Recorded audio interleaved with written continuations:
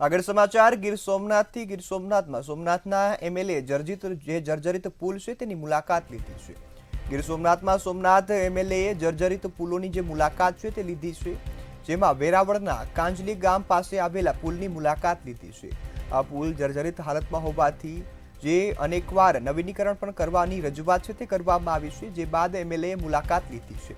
અનેકવાર રજૂઆત છતાં જે તંત્ર નથી હલતું તેવું પણ કહેવામાં આવ્યું છે। ત્યારે જર્જરિત પુલ કઈ રીતે દુર્ઘટના બનશે તો જવાબદાર કોણ એ પણ હવે અહીં સવાલ થઈ રહ્યો છે। જર્જરિત પુલ હોવા બાદ હવે એમએલએ મુલાકાત લીધી છે।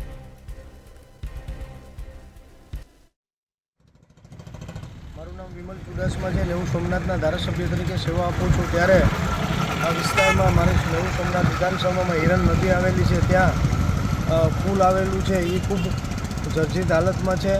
મેં 2-3 વર્ષ પહેલાં વિધાનસભામાં પણ આનો પ્રશ્ન ઉપાડેલો અને 1 વર્ષ પહેલાં પણ મેં પત્ર લખેલું, છતાં પણ આજ દિન સુધી આ પુલમાં કોઈ રિપેરિંગ કામ કરવામાં નથી આવ્યું।